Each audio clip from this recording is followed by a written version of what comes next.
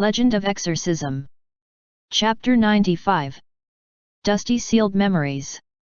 Powerful devil energy burst forth from around little Hung Jun, while young Li Jinglong put in all his might into crawling across the cobblestone path towards him, leaving behind a trail of blood.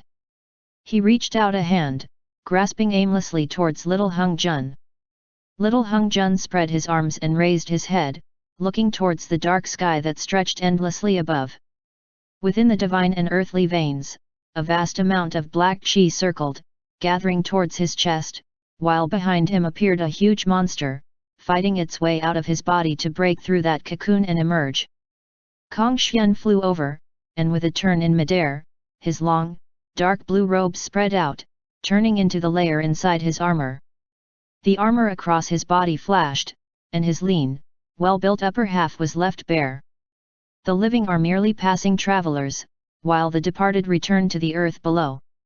Another low voice sounded in the blue sky. The black jiao slithered through the cloud layers, continuing Kong Xian's devil-sealing incantation. The heavens and earth are an inn, we all inevitably return to dust. Seal! Kong Xian roared, calling up the sigil of Mahamayuri. He held the pentacolor sacred light in his left hand and the immortal slaying glaive in his right, before bringing his hands together and bringing them down on Hung Jun's head. Mara, however, escaped his bonds. Hung Jun was not at all afraid of Mahamayuri, and his entire body was encased in black flames as he let out a shriek. Black flames shot out, and golden blood spurted forth from Kong Xian's body. Despite his heavy wounds, he pressed the devil energy coming from little Hung Jun's body back to where it came from. Be not touched by matters of this mortal realm, return. The black Jiao Xiaoyu writhed through the air, taking the form of Yang Qiuzhong. He pulled the black fire to himself, and the endless stream of devil energy was sucked away by Yang Qiuzhong. Little Hung Jun's body was floating in the air, arched backwards, and like a comet that exploded with power under that night sky, thousands of black flames shot forth from him, revolving around one another as they sped towards Yang Qiuzhong. Kong Xian's hand was outstretched, and it glowed with the spell of Mahamayuri as he approached Hung Jun, before he pressed it firmly against his son's forehead. The devil chi immediately dissipated, and the black flames vanished. Kong Xian snatched Hung Jun's plummeting form out of the air. Li Jinglong was already completely frozen in shock. He looked at Yang Qiuzhong, then looked back at Kong Xian. With a cold laugh, Yang Qiuzhong materialized an hourglass with a golden dragon coiled around it, and he shook it gently. The entirety of Chang'an, those houses that had been destroyed when Mara escaped his bonds, those cobblestones that had been disturbed, all returned to their original position, as if time itself had turned backwards. Li Jinglong staggered towards Kong Xian. Kong Xian didn't reproach him, he simply glanced at Yang Qiuzhong, nodded, and gestured for Li Jinglong to go with him. Can you walk? Kong Xian asked Li Jinglong. I can. Hang in there for a little longer. Shuing, he's all right. Don-ti cry. Dr. Kong, why is your blood? Don't ask. That night, Jiayuz and Kong Xian spent the entire night talking rapidly and quietly under their breaths. Li Jinglong took some medicine, before staying by the bedside of little Hung Jun, who was still unconscious.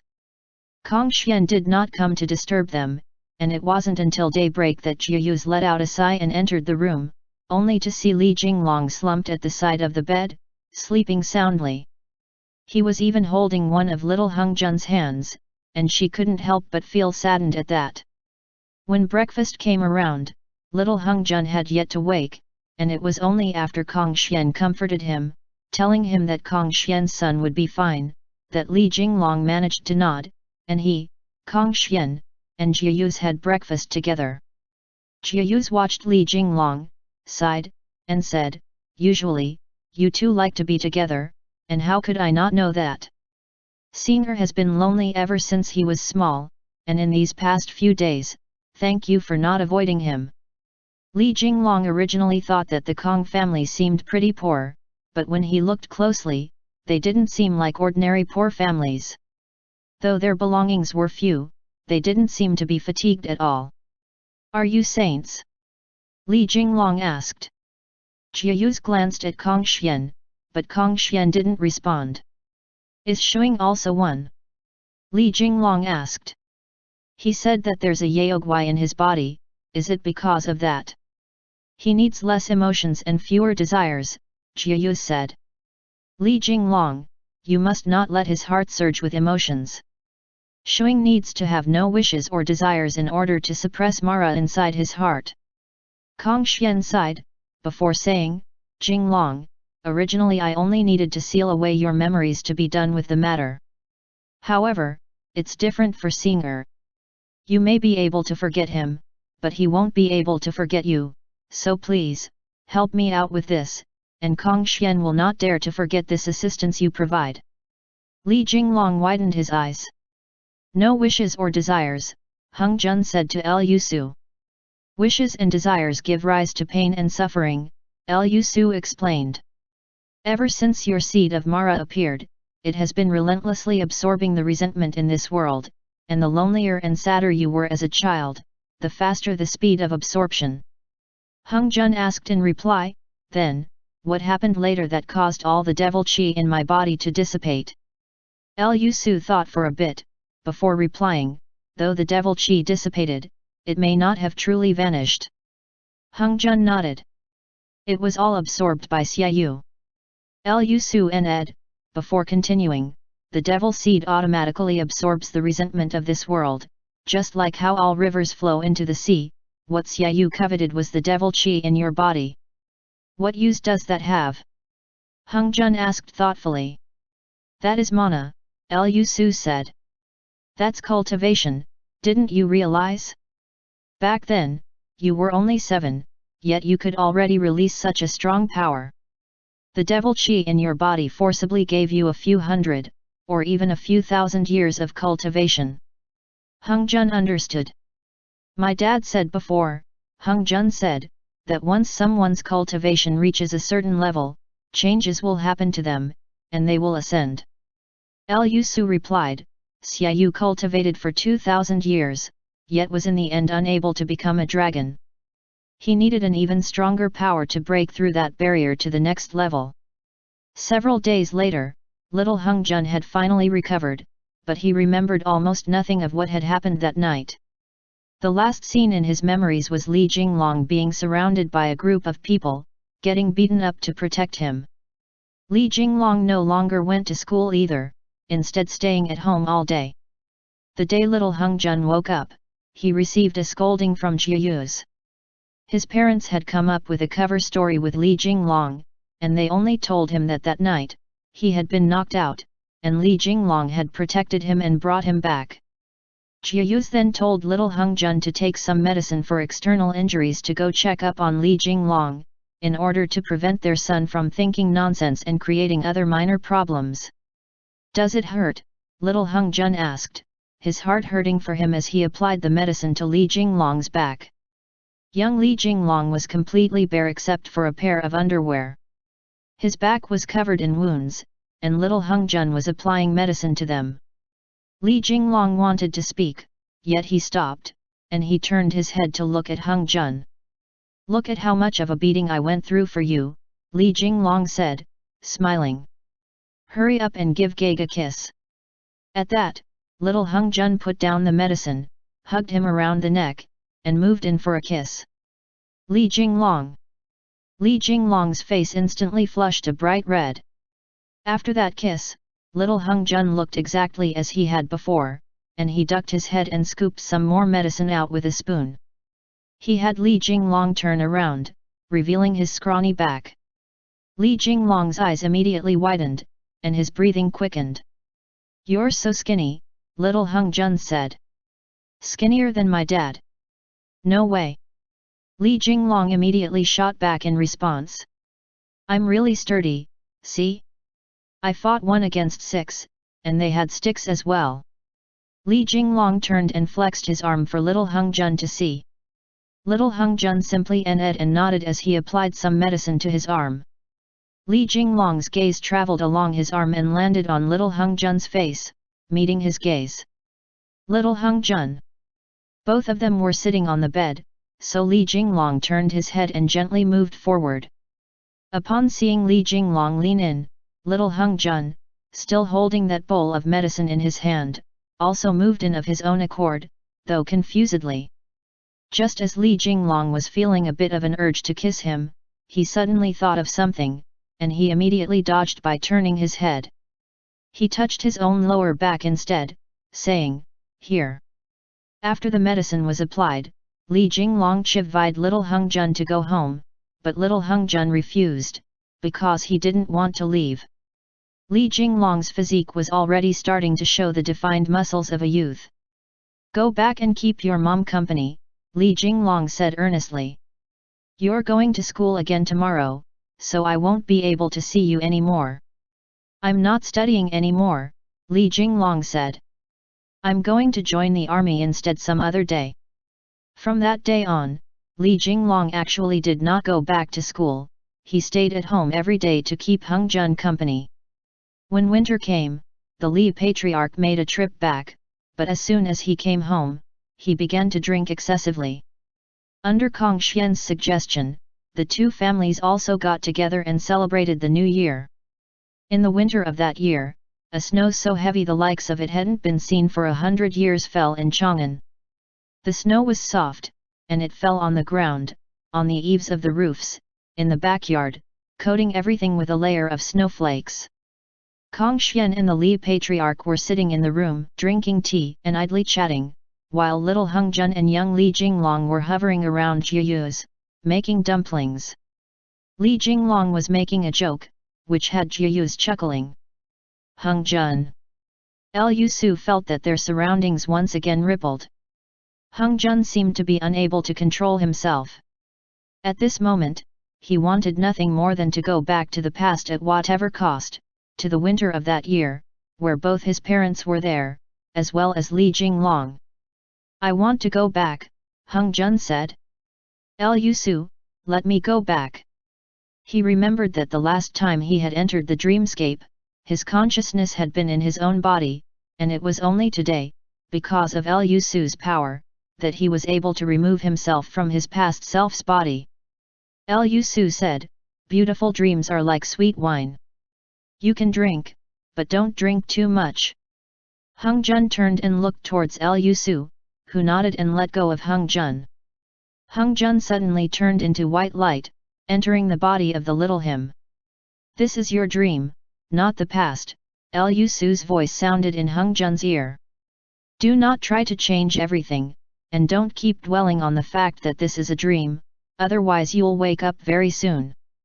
Little Hung Jun stood by his mother's side, watching Jiayu's be tickled so much by Li Jinglong's words that she couldn't stop laughing. That sweet smile caused him to feel a wave of kinship that was hard to suppress, and he wanted nothing more than to leap onto her and hug his mother tightly. Upon seeing him lost in his thoughts, Jiayu's wiped flour all over little Hung Jun's face. At that, little Hung Jun let out a loud shout, but Jiayu simply found her son funny. "Mom!" little Hung Jun shouted angrily. Li Jinglong smiled as he went to go find a towel for little Hung Jun to wipe his face with. Jiayu took the chance to pinch little Hung Jun's face as well, before lowering his head to give him a kiss. She pulled him to her side, and little Hung Jun wrapped his arms around her waist, hugging her.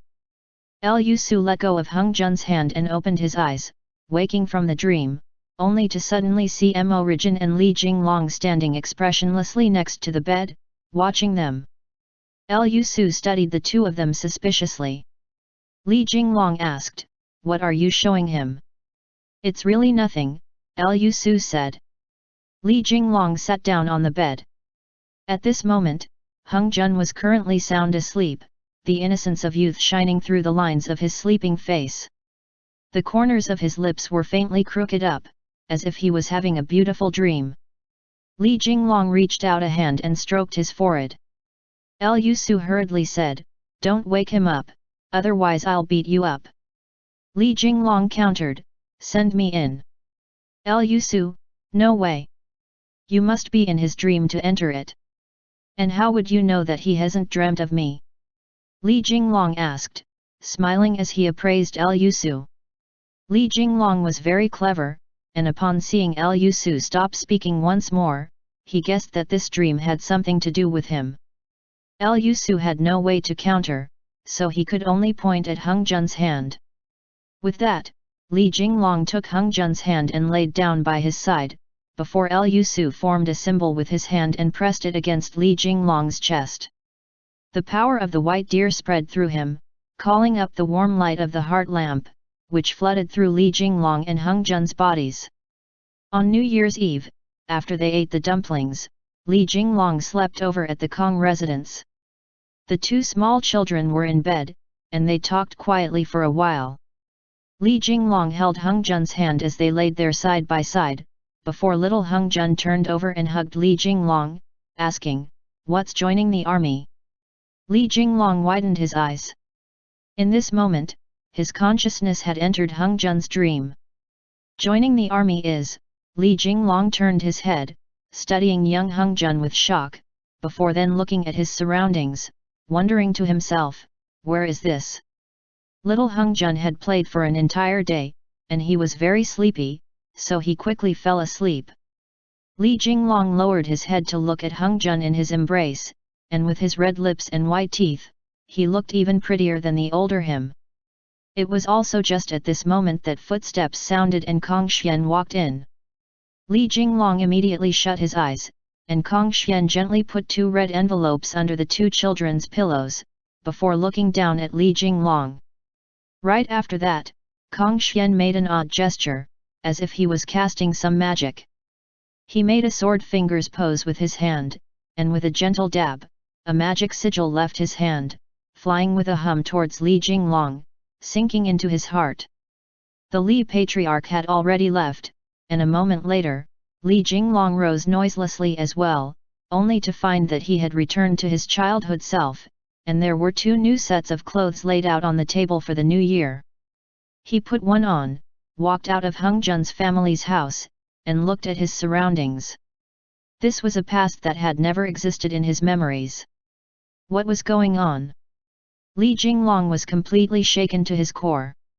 It was Hung Jun's dream, no doubt about that, but why did this dream have a young him? Did he know what I looked like when I was small? He stopped in front of the courtyard.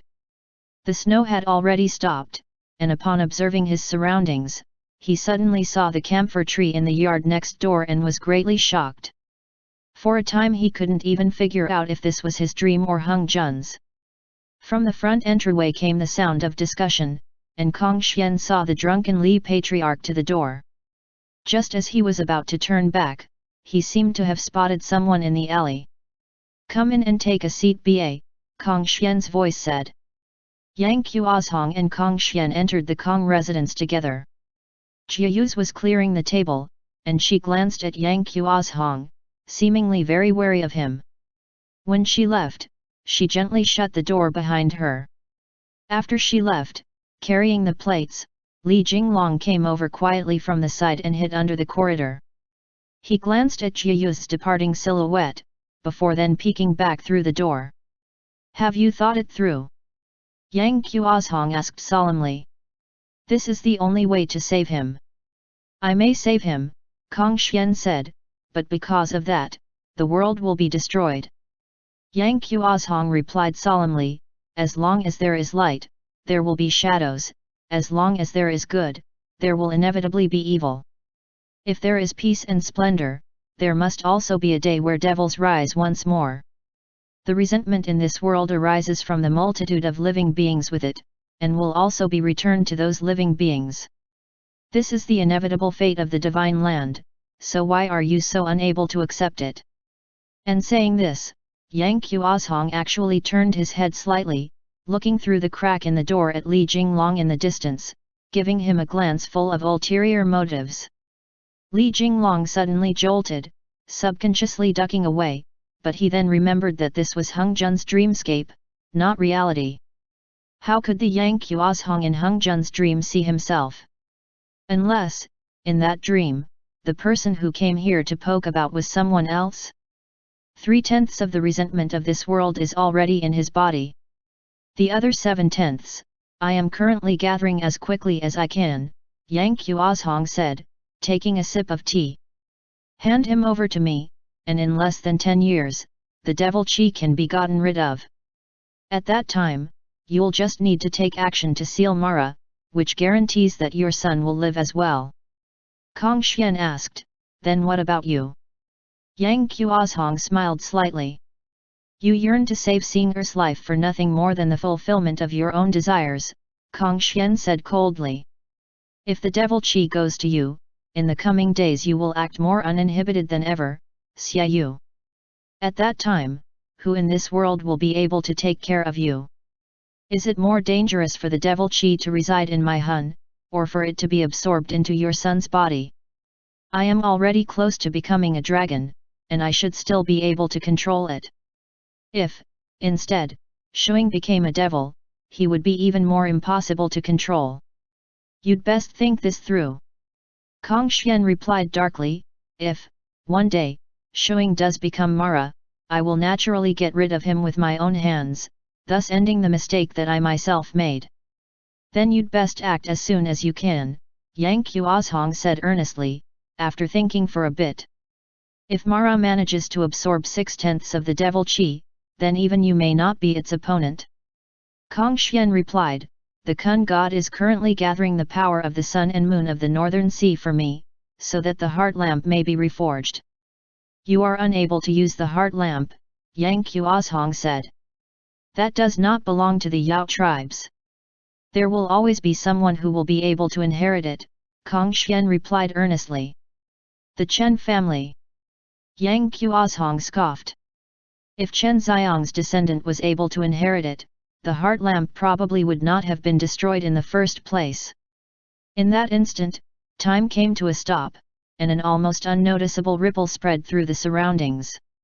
Kong Xian and Yang Qiuzhong's movements came to a stop, and Li Jinglong immediately took a half-step back, realizing that the owner of this dreamscape had come. As expected, little Hung Jun stood in the corridor, studying Li Jinglong doubtfully. End chapter. Legend of Exorcism. Chapter 96. The evening before departure. Li Jinglong watched Hung Jun fixedly. Snowflakes flew through the air as little Hung Jun, wearing nothing but his inner robes, watched him quietly, a suspicious light in his eyes. Go back quickly. Li Jinglong immediately stepped forward and grabbed him. Don't catch a cold. Who came? Little Hung Jun asked. My dad, Li Jinglong replied, having figured out what was happening this night in just a short few moments. Before this, the Li family and the Kong family had been celebrating the New Year together, and the Li patriarch had been drinking with Kong Xian, so this all fit logically. Little Hung Jun no longer suspected him either. Since it was the night of the New Year, there were quite a few children outside staying up late to watch the year pass. Go back and sleep. Li Jinglong hugged Hung Jun, sending him into the room, but little Hung Jun kept struggling and protesting, I can't fall asleep. In the distance, Li Jinglong heard the sound of firecrackers, and he said, SHH, the neon beast is coming. I haven't seen it before, what exactly does the neon beast look like? An idea suddenly came to Li Jinglong, and he said, come, I'll take you to go play outside. Li Jinglong first brought little Hung Jun back to his own house. His father had already gone to bed, so Li Jinglong found some of his own clothes from 2 years ago and had little Hung Jun change into them. He then led him by the hand outside, leading him towards the stables. He stole a horse, climbed on, then dragged little Hung Jun on after him. I've never ridden a horse before. Hung Jun hugged Li Jinglong from behind, and Li Jinglong smiled as he replied. I haven't been learning for very long either. Hung Jun. Li Jinglong brought him to the Ximing temple. He pushed open the door. The monks inside were in the middle of preparing their blessings for the beginning of the new year, and they were welcoming in the residents of Chang'an who had come to worship. The two of them snuck into the backyard and came to a stop in front of a wooden ladder. This wooden ladder had been previously used by the monks to hang the golden banners for blessings, and had not yet been taken down, so Li Jinglong and little Hung Jun climbed up to the roof of the temple and looked east. In the dark night, Chang'an was filled with dots of lamplight from everyone staying up to welcome the new year. Look, little Li Jinglong pointed towards the city of Chang'an. Wah! Little Hung Jun sat on the golden banner on the rooftop, and while his attention was diverted, Li Jinglong pressed a gentle kiss to the side of his face. Hung Jun. At this time, Hung Jun still thought that the 9-year-old Li Jinglong in front of him was still the Li Jinglong of the past. His impulse overwhelmed him, so he moved forward and kissed him on the lips. Li Jinglong's face immediately flushed bright red, and little Hung Jun's lips parted from his, a smile on his face. It's almost time for me to move, little Hung Jun said earnestly. Do you believe me when I say that in the future, we'll meet again? I do, Li Jinglong replied without even a shred of doubt. I'll wait for you. I know that you'll definitely return to Chang'an. Little Hung Jun was shaken by that, and he stared at Li Jinglong. Perhaps I won't come back, Hung Jun suddenly said, his emotions swirling turbulently inside. One day, that Yaoguai will eat me, and when that time comes. Li Jinglong, it will not. That is my destiny. Hung Jun hugged his knees, staring at Chang'an, preoccupied. The resentment in this world was always meant to be absorbed by the devil seed, so that I would turn into Mara. If it were to be taken by Xiaoyu instead, that would be even more dangerous, so Jinglong, promise me, if I become Mara. I said, you will not, Li Jinglong replied earnestly. Hung Jun was startled at that, and he turned his head to watch Li Jinglong. Don't be afraid. No matter what time or place, I will not let the Yaoguai come out. Wait for me, Hung Jun, I'll learn magic, and there will always be a day. When Hung Jun heard Li Jinglong say the name Hung Jun, he suddenly realized something. How did he know that I'm called Hung Jun? But it was also just in this moment that 9-year-old Li Jinglong pressed down on 7-year-old Hung Jun's shoulders, lowered his head, and kissed him. Hung Jun's dreamscape shook violently, before a gust of wind blew. With a whoosh, the world extended into infinity while Hung Jun and Li Jinglong's bodies aged up. Hung Jun opened his eyes, waking up in Li Jinglong's embrace. Li Jinglong's brows were deeply furrowed, and he lowered his head to watch Hung Jun. He was in the amber of Lanling, but the moment that he woke from the dream, Hung Jun found that the person by his side had changed. He unconsciously leaned back, studying Li Jinglong with astonishment. Li Jinglong saw that surprised look, and he murmured, We knew each other before? Hung Jun, what happened? I actually forgot you. Hung Jun shook his head slowly, not saying anything.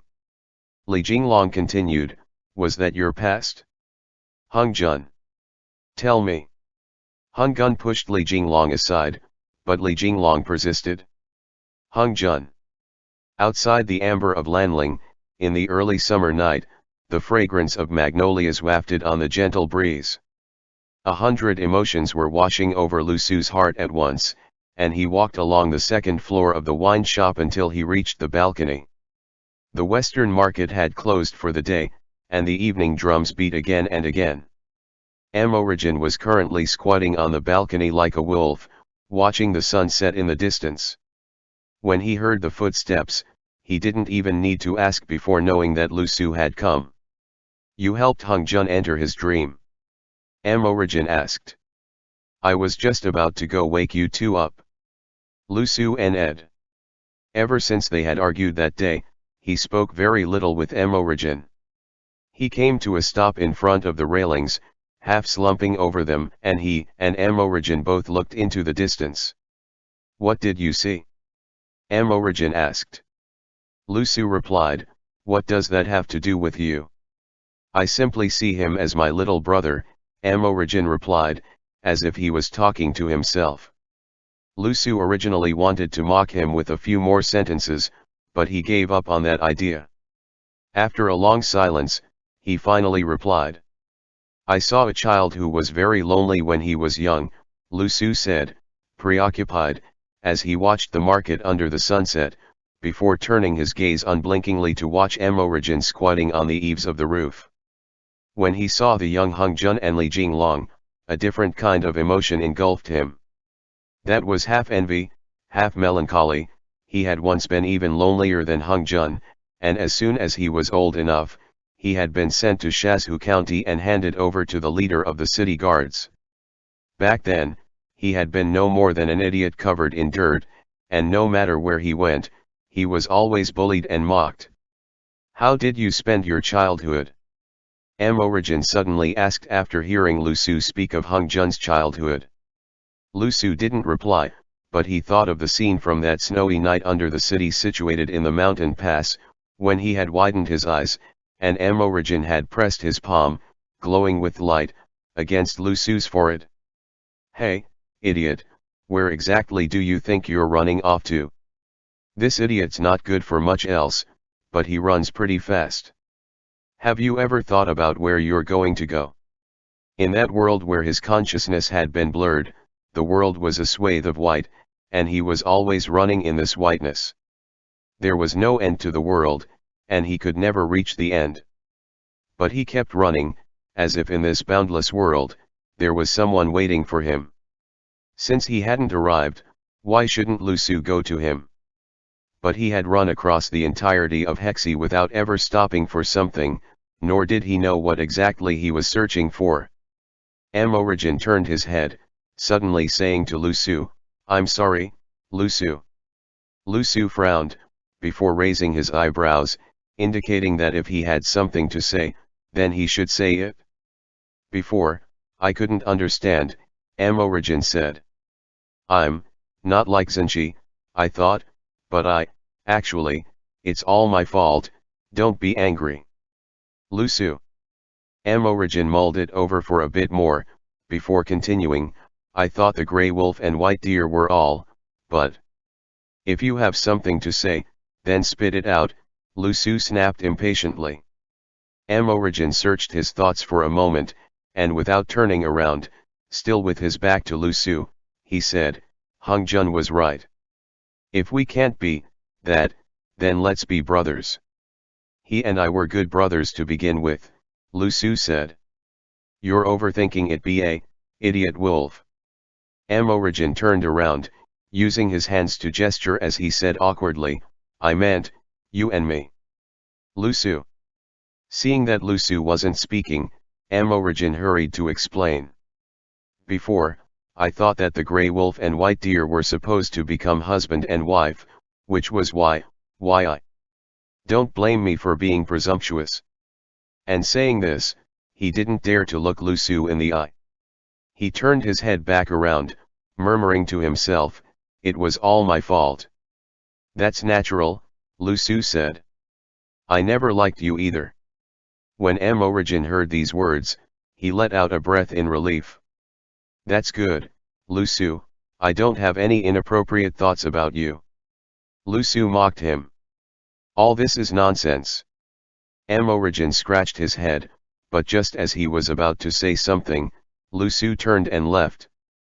Emorigin startled and turned his head to watch. He was thinking of chasing after Lu Su, but Lu Su's silhouette had already disappeared down the staircase. It was at this moment that a bit of guilt and sadness welled up from nowhere in Emorigin's heart, as if he had hurt Lu Su. The sound of a discussion traveled up from downstairs. The evening drums had already quieted, and Hung Jun walked out of the wine shop first. "Stop asking," Hung Jun said. "I won't tell you." Li Jinglong followed behind him, but Lu Su came down in a whirl, asking, "Are you leaving?" Lu Su was holding Hung Jun's bag, and he tossed it easily to him. Hung Jun took it and placed it on the saddle, while Li Jinglong studied their surroundings and said to Lu Su, "There's no need to inform them. We're heading out of the city now." "Be careful," Lu Su said to Hung Jun. Hung Jun nodded and mounted his horse. Emorigin stood on the eaves of the roof, up on the second floor, and he whistled down at them. Li Jinglong then said, "I'm leaving Chang'an to you guys, you." Emorigin waved with two fingers, as he watched Hung Jun ride off at the front, Li Jinglong following behind. The Carpio came running out, holding a spatula in its hand. It shouted, "You haven't even eaten dinner yet, you guys. You're always like this," Li Jinglong shouted, his horse galloping along behind. "Can you not run?" Hung Jun slowed his speed, turning his head to look at Li Jinglong. "If you promise me that you won't ask, then I won't run." Li Jinglong conceded. "Okay, I won't ask. Unless you tell me, I won't ask another question." It was only with that Hung Jun slowed. At this moment, Chang'an had already begun to observe the night curfew, and the entire city was under curfew, but Li Jinglong's arrest warrant was nowhere to be seen. Perhaps, due to Yang Qiuzhong's persuasion, Li Longji had held back, because if he had assigned Li Jinglong the crime of withholding the truth from the emperor, there would be no changing his words later. Li Jinglong headed towards the east of the city, and he pulled out his waist tally. He then used Li Hunpalan on the city guards, who sneezed, then opened the gates, and just like that, he and Hung Jun left the city. When they arrived on the open plains, they slowly dropped their speed, and with Hung Jun in front and Li Jinglong behind, the two steeds traveled on, one ahead of the other. From time to time, Hung Jun would turn back to look at Li Jinglong, and he couldn't resist thinking of that snowy night when they had left Dunhuang. The moon shone brightly in the sky, and the green waves across the plains on the side of the path rustled in the wind. After they left the city, Li Jinglong hadn't come chasing after him. Hung Jun stopped in front, waiting for him, but Li Jinglong also reined his horse to a stop, not moving forward. "What's wrong?" Hung Jun asked from afar. "What do you think?" Li Jinglong replied.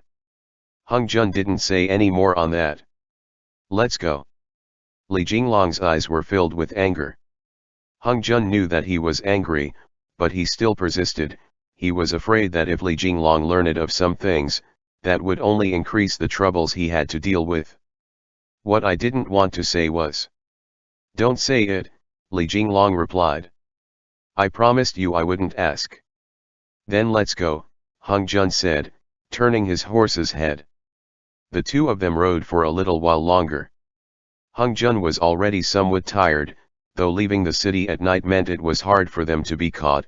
He was a little unable to hold out as they journeyed through the night. Li Jinglong hadn't brought his horse up next to him to help either. "Let's find a place and rest for the night," Hung Jun said. "I'm sleepy." Li Jinglong still wasn't speaking. Hung Jun continued, "What do you think about that village just ahead?" Hung Jun watched Li Jinglong pitifully. He wanted to apologize, yet he didn't know where to start. "Keep talking, I won't say anything to you," Li Jinglong said. "Aren't you the same? Have you ever considered my feelings?" Hung Jun protested, "That's not the same." "Li Jinglong, how is it not the same?" "Hung Jun, you said that you wouldn't keep asking." "Li Jinglong, I haven't asked. We're discussing another matter, are we not?" Their gazes met. Li Jinglong's brows were still furrowed slightly, as if he was still angry, so Hung Jun tugged at his hand, saying, "Don't be mad." Hung Jun didn't know how to appease someone, and he could only tell the truth, as he always had. Li Jinglong said, "Then what do you want to do?" Hung Jun studied his gaze, before asking, "What do you want me to do?" Li Jinglong replied, "In a while, when no one's around, be intimate with me." Hung Jun nodded at that. "Okay." They galloped forward for a little while more, and Li Jinglong got a little closer. Hung Jun turned to look at him. Li Jinglong's expression had softened a little. Hung Jun said, "There's no one here now." But Li Jinglong replied, "Outdoors in the wilderness won't do." They headed forward for a stretch more, before coming to a stop in front of a village. There was a pier behind it, and it was getting close to daybreak. Quite a lot of people had gathered on the pier. "Why don't we ride horses?" Hung Jun said. "Won't it be much faster if we head along the hang road?" Li Jinglong replied, If we head towards the Hang Pass, the way stations all around are filled with An Lushan and Yang Hong's spies, so it's easy to be discovered. Li Jinglong gestured for Hung Jun to wait first, before he went to bargain with the captain of that cargo ship. At this time, the boats along the Wei River and the Yellow River didn't take passengers, only goods. Li Jinglong looked around, before buying a little something and putting it in his robes. He handed over some silver and called Hung Jun over, and they led their horses up onto the ship, telling him not to say too much. After getting the money, the captain led them towards the stern of the ship, saying, "Our water route won't be faster than the land route, but it'll be steady. Lord officials, please rest here, and if you have anything you need, please let us know at any time. You two just need to head in along the cargo hold, the innermost one is it." This was the first time that Hung Jun was taking a boat, and he was immediately filled with curiosity. This ship held a lot of cargo, and it had been modified from one of the dragon boats of Emperor Yang of the former dynasty. After the Sui dynasty's territory was passed into the hands of a new master, the Li family had wanted to burn the hundreds of ships that Emperor Yang possessed, but that plan was stopped by Wei Zheng. They were turned instead into cargo ships and were used for ferrying goods. When they were modified, carpenters across the country came together to do so, and they were crafted from the best woods, so with a few repairs here and there, they had not rotted for 100 years, and were still traveling across the Yellow River. That large ship was split into 6 levels, which were filled with grain, wine, pottery, and such items not suited for the bumps and jolts of land travel. There was also a large room in the stern, with 6 windows. There was a large bed situated against the wall, as well as a screen separating the inside and the outside. Outside, a rug had been laid across the floor, and there was also a table and an incense burner. It was probably for court officials in charge of overseeing the transportation of the goods to stay in from time to time. "This room is pretty." Hung Jun had just walked in and was halfway through his sentence when Li Jinglong pulled him into his arms and kissed him. "Let me take a look first," Hung Jun hurriedly said. Li Jinglong released him, and Hung Jun clambered onto the bed. As soon as he opened the window, he saw that the sky was growing a little bright, and they were still loading goods onto the ship. There was a screen over the window, and when he pulled it down, the cold wind blew in gently. Li Jinglong turned and latched the door. He pulled off his outer robes, undid his cuffs, and climbed onto the bed. Clearly, he couldn't wait for even a second as he held Hung Jun down, saying in a low voice, "Quick, I've missed you so much." "Hung Jun." Li Jinglong hugged Hung Jun, saying, "I'm still angry, so what will you do to humor me?" Hung Jun began to chuckle, even as he put one hand on Li Jinglong's cheek and moved to kiss him of his own accord. Li Jinglong's voice suddenly died, and he widened his eyes, his breaths immediately quickening. Hung Jun focused on kissing him on the lips, and though his movements were very clumsy, Li Jinglong couldn't resist the rush of hot blood through his veins. Giddiness washed over him, and he leaned down, pressed Hung Jun against the bed, and kissed him. End chapter.